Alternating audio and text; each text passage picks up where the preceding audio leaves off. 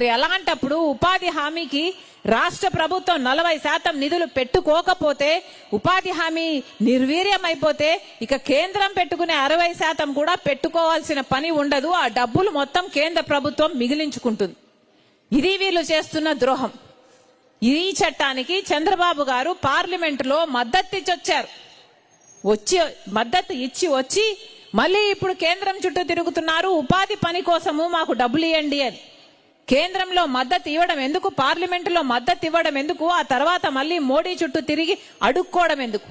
ఈరోజు మన రాష్ట్రంలో ఎంతమంది ఎంపీలు ఉన్నారో మొత్తం అందరూ బీజేపీ ఎంపీలుగా తయారయ్యారు, బీజేపీ బినామీలుగా తయారయ్యారు. చంద్రబాబు గారు ఎంపీలైనా, పవన్ కళ్యాణ్ గారు ఎంపీలైనా, ఆఖరికి జగన్మోహన్ రెడ్డి గారు ఎంపీలైనా సరే మొత్తం అందరూ బీజేపీ పార్టీకే మద్దతుగా నిలబడ్డారు. మొత్తం అందరూ బీజేపీకి బినామీలుగా మారారు, బీజేపీకి బానిసలుగా మారారు. ఇది వాస్తవం మన రాష్ట్రంలో ఈ రోజు పరిస్థితి. ఒక్కరికంటే ఒక్కరికి కూటమి సర్కారు ఎలాగో మాట్లాడదు బీజేపీ గురించి, కూటమి సర్కారు ఎలాగో తప్పు పట్టదు బీజేపీ గురించి. కానీ జగన్మోహన్ రెడ్డి గారికి కూడా ఒక్కసారి కూడా మోడీని అన్న పాపాన పోలేదు, ఒక్కసారి కూడా బీజేపీని తప్పు పట్టిన పాపాన పోలేదు. బీజేపీ ఎదిరించే సత్తా జగన్మోహన్ రెడ్డి గారికి చచ్చిపోయింది. జగన్మోహన్ రెడ్డి గారు బీజేపీని ఎదిరించటం లేదు కదా, బీజేపీ మోడీకి సాగిలపడి ఇప్పుడు నమస్కారం చేస్తున్నారు. మరి అలాంటప్పుడు మన రాష్ట్ర బిడ్డలు ఎలా బాగుపడాలి? చంద్రబాబు గారు ముఖ్యమంత్రిగా ఉన్నారు, జగన్మోహన్ రెడ్డి గారు ముఖ్యమంత్రిగా ఉన్నారు, మళ్ళీ ఇప్పుడు చంద్రబాబు గారు ముఖ్యమంత్రిగా ఉన్నారు. ఏ ఒక్కరైనా అధికారంలో ఉన్నప్పుడు ప్రత్యేక హోదా కావాలి అని కొట్లాడిన ఒక్క నాయకుడైనా ఉన్నాడా? ఈ రోజు వరకు కూడా పోలవరం ప్రాజెక్టులో ఆ ప్రాజెక్టు ఎత్తు తగ్గిస్తున్నారు, నీటి నిల్వ తగ్గిస్తున్నారు, నీటి నిల్వ తగ్గించి డబ్బులు ఇస్తున్నారు. నీటి నిల్వ తగ్గిస్తే అది ఒక గ్రావిటీ బేస్డ్ ప్రాజెక్టు కానే కాదు, రాజశేఖర రెడ్డి గారు తలపెట్టిన ప్రాజెక్టు కానే కాదు, అది ఒక లిఫ్ట్ ఇరిగేషన్ ప్రాజెక్ట్ గా తయారవుతుంది. ఇంతమంది ఎంపీలుంటే టీడీపీ అయినా, జనసేన అయినా, బీజేపీ అయినా, వైసీపీ అయినా ఒక్క ఎంపీ కూడా పోలవరం ప్రాజెక్టుని నాశనం చేయండి అని పార్లమెంటులో గొంతు విప్పిన పాపాన పోలేదు. మరి ఏమనాలి వీళ్ళందరినీ? ఆంధ్ర రాష్ట్ర బిడ్డలకు ద్రోహం చేస్తున్న వాళ్ళు కాదా వీళ్ళు?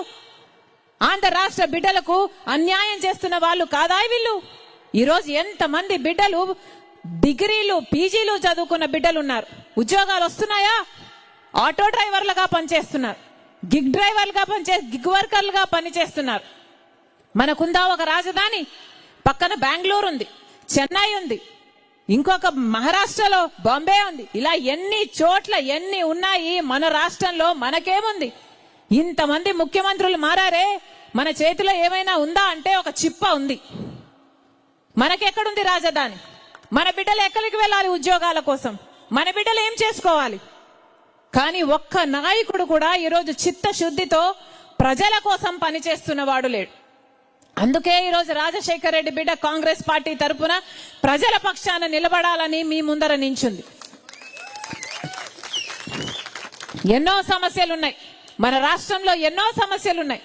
ఒక్క ఉపాధి హామీ పనే కాదు, మన రాష్ట్రంలో బిడ్డలకు ఉద్యోగాలు లేవు, రైతులు అల్లాడిపోతున్నారు, పండించిన పంటకు గిట్టుబాటు ధర లేదు. ఇలా ఎన్నో సమస్యలు ఉన్నాయి. మహిళలు అల్లాడిపోతున్నారు, ఎక్కడ చూసినా లిక్కర్ షాపులు ఉన్నాయి. బడులు గుడులు ఎన్నున్నాయో అంతకంటే ఎక్కువ లిక్కర్ షాపులే ఉన్నాయి.